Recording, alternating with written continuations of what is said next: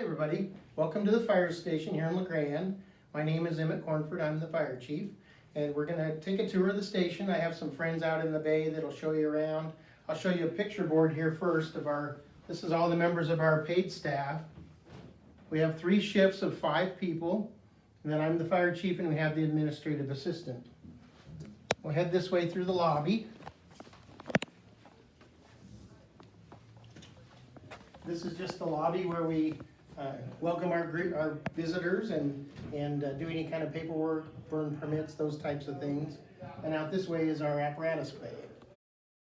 So this is our apparatus bay where we keep all our equipment.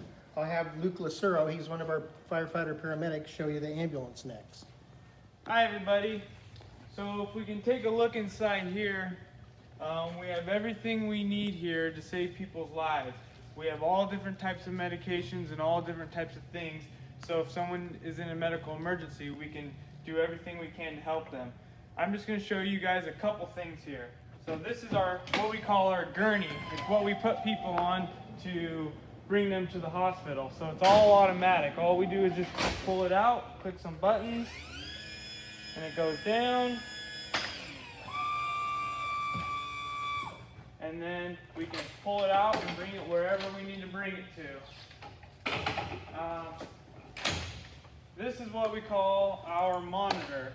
So with this, we can do all kinds of things. We can take people's blood pressures. We put a little thing on your finger that checks your pulse as well as your oxygen saturation. On this side, we can also take out and put little stickers on you and check pictures of your heart and see what your heart's doing. Another thing we have here is a stethoscope. We can put this in our ears and then we put this up to people's chests and we can listen to their heart tones and we can see how much air is going in and out of their lungs. With that, that's pretty much everything on the ambulance, and we can move over here to firefighter Dusty Allen. Hi there. Whose parents have a toolbox at home? Okay, I have a toolbox at home. I know my parents had a toolbox at home when I was a kid. This right here, this is our toolbox that we use for fires. This is our fire engine, our first out engine. It has lots of different tools. Right here you can see these are air packs that we wear on our backs so that when we go into a fire or smoke-filled building, we can breathe easily because that smoke's not good for you to breathe in. You don't want to breathe that in. We have a fan here to help get some of that smoke out. We have different smaller extinguishers. If we take a look around the engine here, we have hoses that we can pull so that we can spray water on the fire, help put that out. Up there you see we have different ladders and tools if we need to pull ceiling or pull any kind of roof off or anything, we can do that. We have different axes. We have lots of different tools that we get to use. Right here is my favorite one. If you want to take a look inside the back of the engine here, I'm sure you'll notice that in our seats we have our air packs built in. So that's so that we can put those on while we're going en route to fires and be ready to go when we get on scene of the fire. We also have different radios so that we make sure we can communicate with each other. If we go up here, this is where the officer sits. So they have a computer that they can look and get more information on our calls when we're going to the calls, and they can make more decisions about what kind of response we're going to be making on each call. Come around here.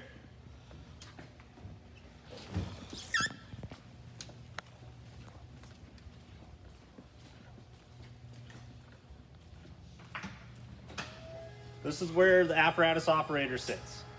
So whoever's going to be driving that day, this is where they're going to sit.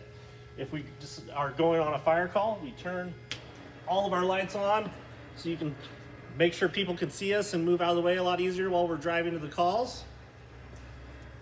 We also have an air horn that's loud so that people can hear us and move out of the way also. And we do have a siren too.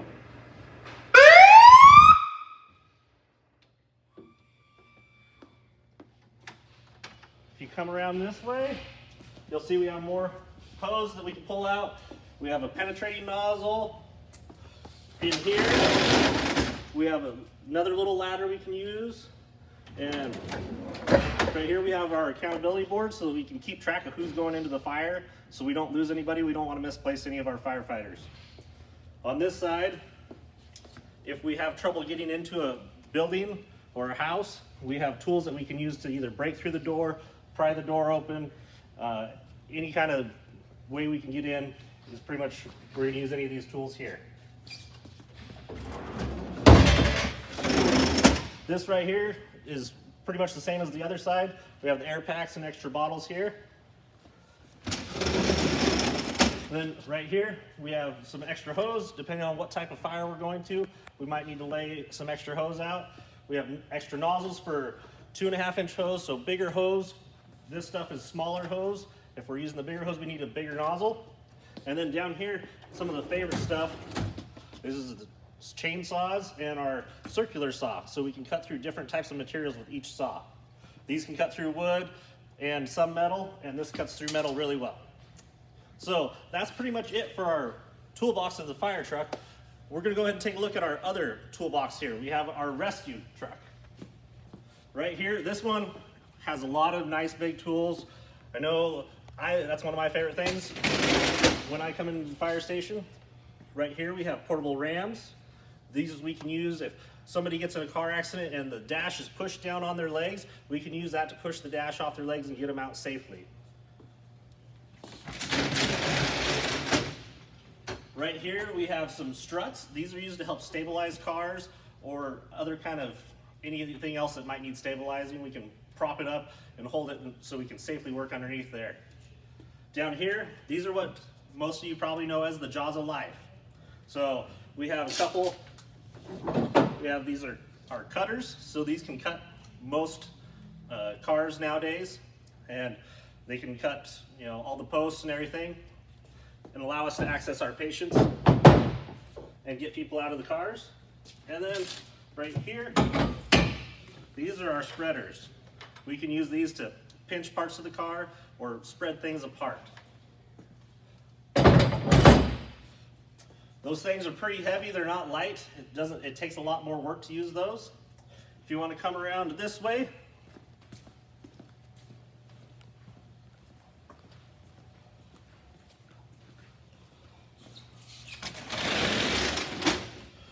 in here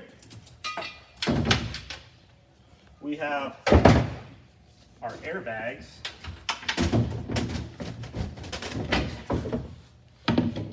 So these airbags, we can take if something's pretty much smushed on the ground and we can't lift it ourselves, we can slide this under there and lift it up. These airbags will each lift around 8,000 pounds.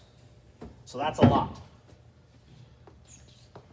And then that's pretty much all of the cool tools on our rescue. Are you guys ready to look at our biggest truck? Okay, so this right here is our ladder truck.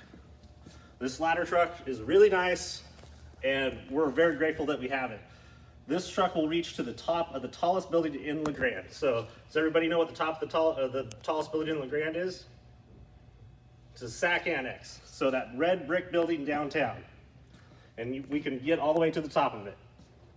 So we try to have all of our apparatus set up pretty similar so that we can know where everything is. So we have some tools back here. We can use these we have a ladder, we have some forcible entry tools so that we can help make entry into buildings. And then if you look inside here, it's pretty much looks almost the exact same as the fire engine. We have our SCBAs in our seats, we have radios in there, we have flashlights, and then right here's the basket. So if we go get in that, we can go up and raise up to 100 feet in the air.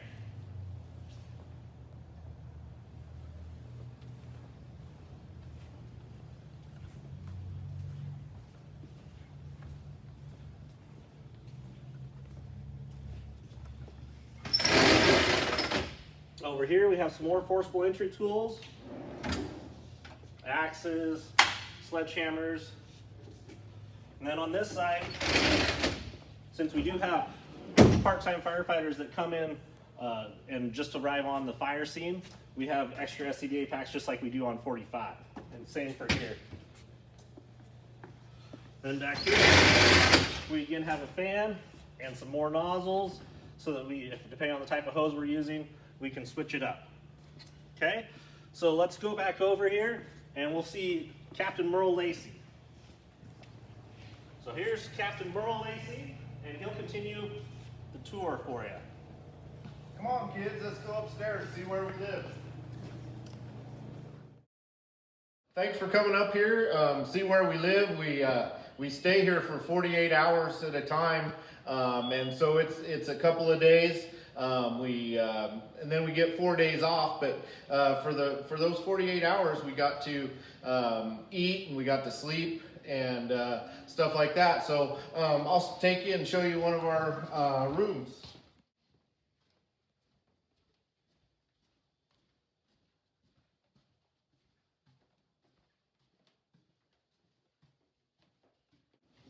Come on in, kids. This is one of our rooms. We have a bed that we can sleep on to rest at night. We also have a place to put our clothes. We have some speakers and lights that talk to us in the middle of the night when we need to go on a call or somebody needs some help. So this is one of the rooms. We do get a chance to sleep at night. And we'll go over here and we'll take a look at the day room.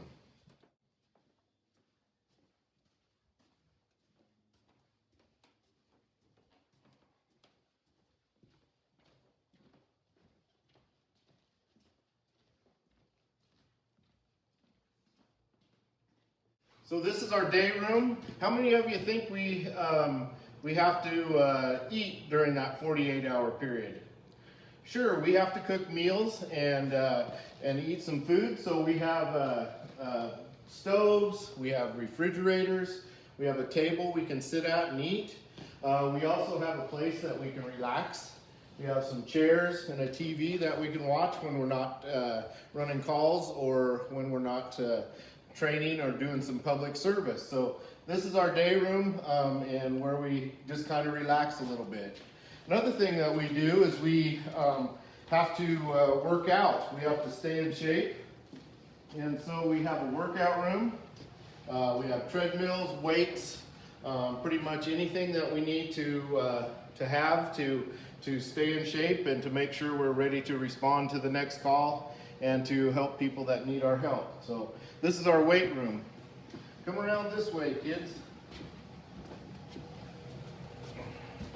We also have a laundry area. This is where we wash our clothes, make sure our clothes are clean for the next shift and throughout the shift. We don't want to take anything home with us, so we make sure we leave our clothes here. So, okay, we'll come out here and we have a fire pole that we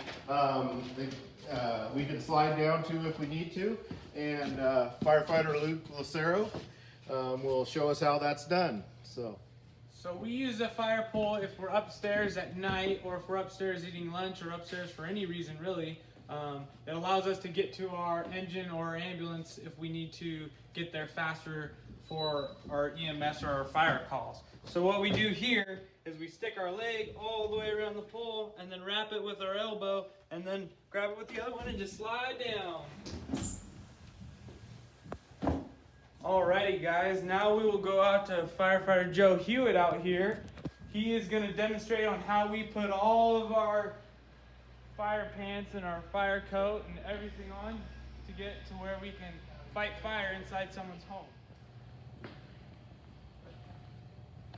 Hi kids, I'm Firefighter Joe Hewitt. I'm going to show you some of the protective gear we wear when we go inside a house fire. So when we do go in a house fire, we experience very high temperatures, so we have to wear clothes that are resistant to those temperatures. If there's any part of our skin that's exposed, we can get burned.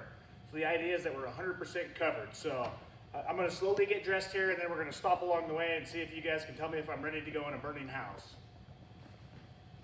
So the first thing you got to do is you got to take off his boots because he's got to go into specialized boots that help protect our feet from those high heats that he was talking about. And he also puts his protective hood on that protects your head as well as your ears and down and around your neck. So we got to make sure everything's buttoned up zipped up and put on right so we can cover ourselves. What do you think now? Do you think he's ready to go into the fire? Do you think he has skin showing? Let's keep going and see how far he can get before he's ready to go into a fire. So now he's going to put on his protective coat. He's got to make sure he gets it all zipped up, and he's got some Velcro as well that he needs to make sure that he gets all covered up there. What do you think now, kids? Do you think he's ready to go into a fire? Do you see any skin showing? You're right, he's got his hand showing and his face. So now he's got to put on his mask. This is what allows us to breathe fresh air. And then he puts his hood over. That also protects his ears, like I was saying earlier. Next, he's going to throw on his air pack. This is what holds the air to allow us to breathe that fresh air. So he's got to make sure he gets it all tight.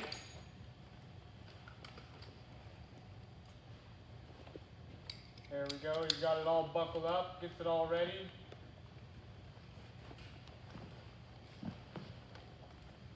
Now, lastly, second to last, he gets his helmet on.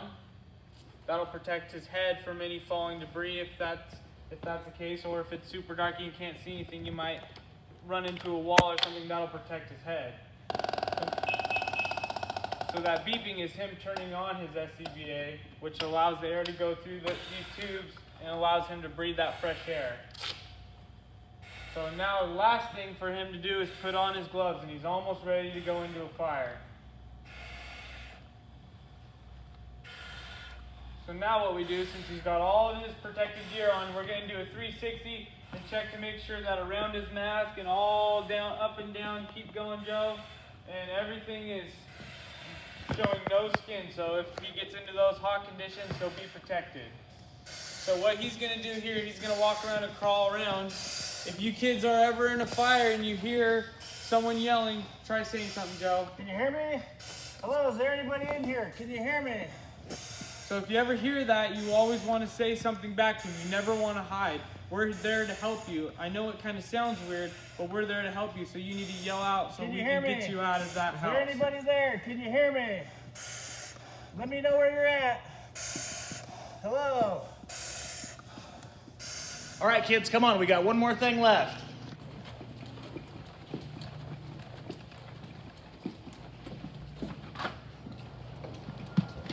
Go up in the ladder truck with firefighter Alan and see what it looks like from way up there. So climb in. Got a harness for you to put on.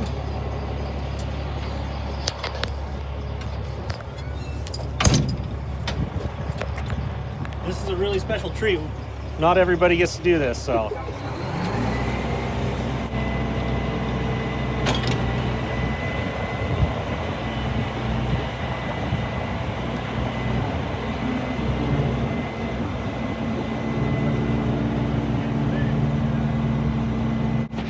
As I mentioned earlier, we're very lucky to have this ladder truck. We're up 100 feet in the air right now, and it's super windy today, but we're really stable and we're not blowing around in the wind.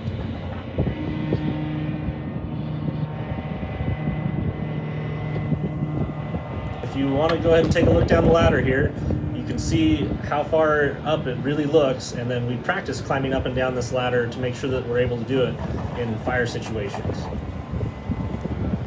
Getting up on the ladder is really nice on any day because you're able to look all over the valley and see how beautiful it is here in the Grand Ronde Valley and how lucky we are to live here.